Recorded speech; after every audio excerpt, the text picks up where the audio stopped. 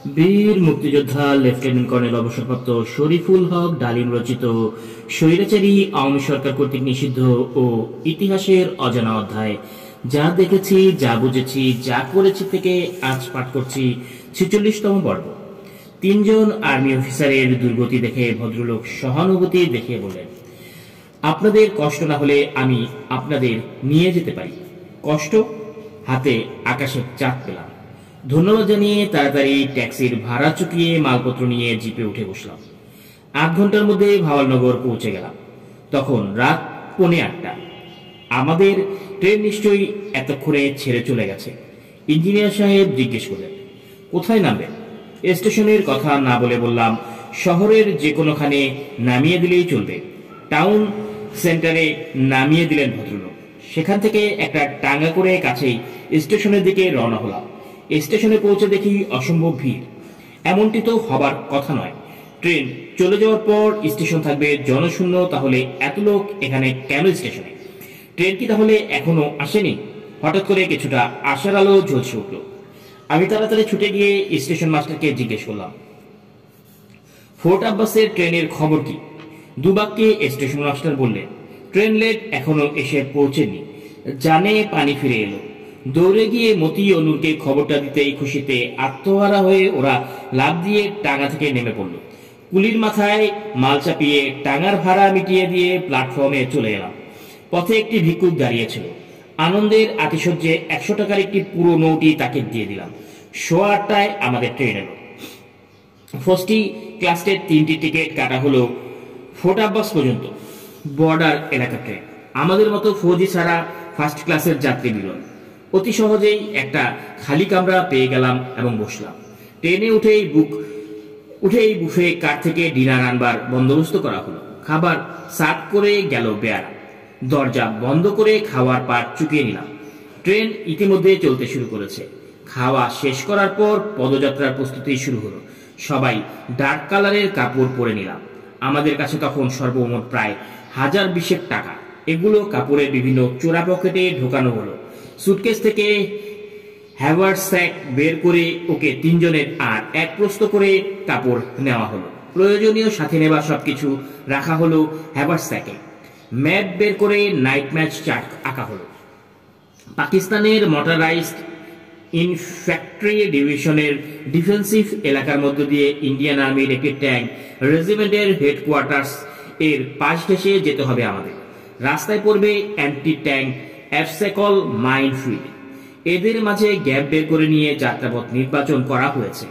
দুই পথে তরফের পেট্রোল পার্টির মোকাবেলা করতে হতে পারে।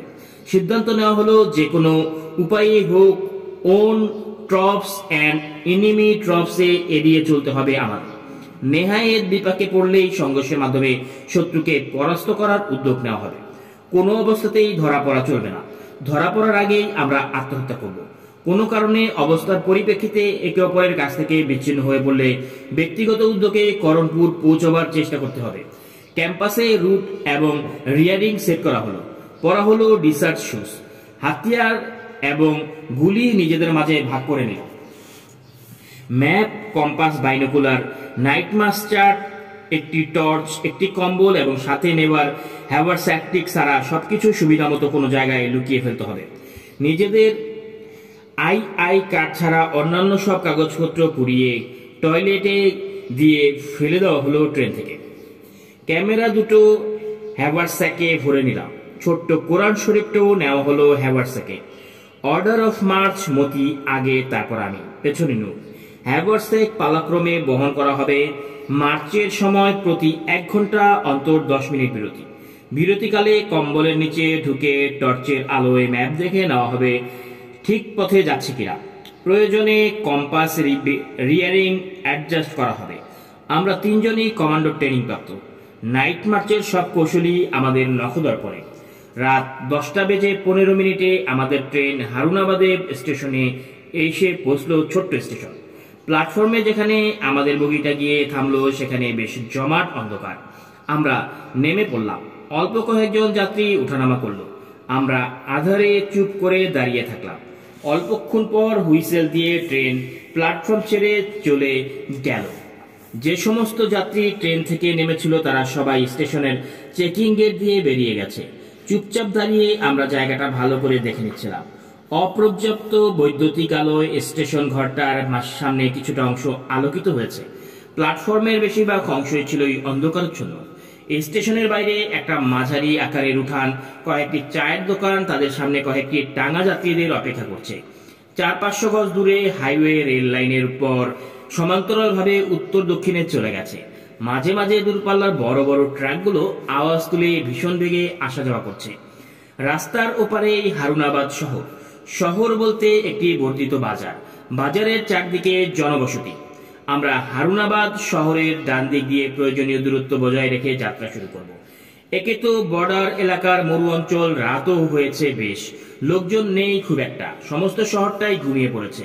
আমরা প্ল্যাটফর্ম খালি হয়ে যাবার পর স্টেশনের সদর দরজার দিকে না গিয়ে প্ল্যাটফর্মের শেষ প্রান্ত দিয়ে বেরিয়ে এলাম। অতি সাবধানে হাইওয়ে ক্রস করে একটা বাবলা ঝোপের মধ্যে অবস্থান নিলাম। হারুনাবাদ শহরের বসতির শেষ প্রান্ত থেকে শুরু হয়েছে মরুভূমি, উঁচু নিচু বালির পাহাড়, মাঝখানে একটা কাটার ঝোপঝাড়। যে জায়গায় পানির আধার রয়েছে সেখানে গড়ে উঠেছে ছোট্ট ছোট্ট গৃহস্থালী, তাকে কেন্দ্র করে ছোট ছোট চাষাবাদের খামার, অহরহ কালাই, জব, ভুট্টার ক্ষেত। মোটামুটি এ ধরনের ট্রেনেই অতিক্রম করে যেতে হবে আমাদের। যাত্রা শুরু করার আগে আমিও মতি কম্বলের নিচে বসে কম্পাস সেটিংয়ে নাইট মার্চ চার্ট ঠিক করে ম্যাপের সাথে মিলিয়ে নিচ্ছিলাম। ম্যাপ অনুযায়ী আমাদের অবস্থানের অদূরে একটি কারেজ থাকার কথা। কারেজ হলো মরু অঞ্চলে গভীর কুয়োর সারি, এতগুলো খুঁড়ে তাতে বৃষ্টির পানি জমিয়ে রাখার হয় প্রয়োজন মতো ব্যবহার করার জন্য। আবাদি জমিতে জলসেচের ব্যবস্থাও করা হয়ে থাকে। কারেজ থেকে নূরকে পাঠানো হলো কারেজটি খুঁজে বের করার জন্য। উদ্দেশ্য, আমাদের সাথে মালপত্র সব কারেজের কুয়োতেই ডাম্প করব, সেটাই হবে সবচেয়ে নিরাপদ।